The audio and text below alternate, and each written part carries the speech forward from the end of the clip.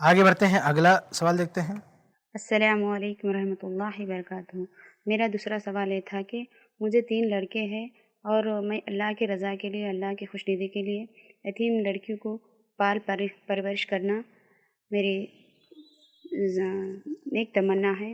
اس طرح کرنے سے اللہ خوش ہوگا یا کر سکتے؟ میرا یہ سوال تھا۔ بہن کا دوسرا سوال یہ ہے کہ ان کے 3 لڑکے ہیں، شاید لڑکیاں نہیں ہیں، تو یہ لڑکیوں کی پرورش کرنا چاہتے ہیں۔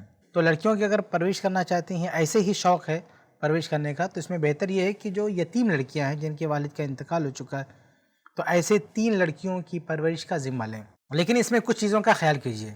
دیکھیے، کچھ لوگ یتیم لڑکیوں کی پرورش کے بہانے ان کو اپنی بیٹیاں بنانے کی کوشش کرتے ہیں۔ تو کسی کے پریوار سے ان لڑکیوں کو چھینیے مت۔ مثال کے طور پر کہیں لڑکیاں ہیں اور ان کے باپ کا سایہ اٹھ چکا ہے اور اپنی ماں کے ساتھ ہیں، تو آپ ان کا خرچہ اٹھائیے، ان کی ماں کو جا کے پیسے دیجیے، وہ دیکھ بھال کریں گی۔ یہ ہوتا ہے پرورش کا مطلب۔ یہ نہیں کہ اس کی ماں سے بیٹیوں کو چھین لائیں اور اپنے گھر میں رکھیں اور اپنی بیٹی بنا لیں، اپنی بیٹی کا اسٹیٹس دے دیں، اپنے وراثت میں حصہ دار بنا لیں، منہ بولی بیٹیاں بنا لیں، تو اس کی اجازت نہیں ہے۔ آپ کسی بھی لڑکے کو اس کے ماں باپ سے جدا نہیں کر سکتے ہیں۔ اگر ماں زندہ ہے، ماں کے پاس رہیں گے، ان کی نگرانی میں رہیں گے، آپ اس کو لا کے اپنی بیٹیاں بنا لیں، یہ مناسب نہیں۔ الا کہ کوئی لاوارث بیٹی ہو جس کے ماں باپ نہیں ہوں، یا ماں باپ مر چکے ہوں، کوئی دیکھ بھال کرنے والا نہیں، تو الگ مسئلہ ہے۔ ورنہ جس کے ماں باپ موجود ہیں وہاں سے چھین کے لے آئے یا بہرحال سمجھوتہ کر کے لے آئے، تو یہ ٹھیک نہیں ہے۔ یہ پہلی بات۔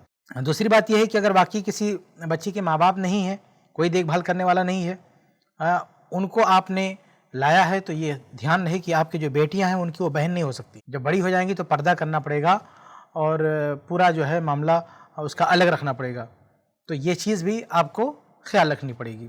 تو آپ کے جو 3 بیٹے ہیں ان سے ان کو الگ رکھنا پڑے گا، کیونکہ آپ کسی اور بیٹیوں کو لا رہی ہیں، تو ان کے لیے بھائی نہیں بن سکتے ہیں۔ پردے کا پورا خیال رکھنا پڑے گا۔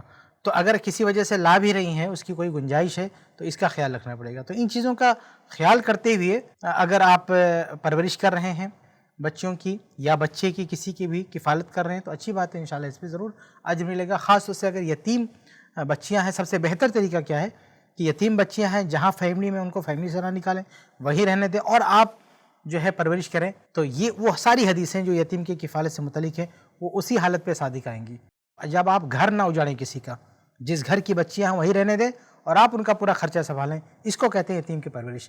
یتیم کی پرورش اس کو نہیں کہتے ہیں کہ کہیں سے بھی بچی اٹھا لاؤ، اپنے گھر میں اس کو بیٹی بنا لو، اس سے سارا کام کاج کراؤ، اپنی خادمہ بنا لو اس کو، یا بیٹی بنا لو اور پھر کہو کہ ہم یتیم کی کفالت کر رہے ہیں۔ یہ یتیم کی کفالت نہیں ہے۔ انہیں انہی کے گھر میں رہنے دو، انہیں اپنے من سے جینے دو، انہیں اپنی ماں کے ساتھ رہنے دو، اور پھر آپ پورا خرچہ سنبھالو۔ اس میں اصل نیکی ہے۔ امید ہے کہ آپ کا جواب مل گیا ہوگا۔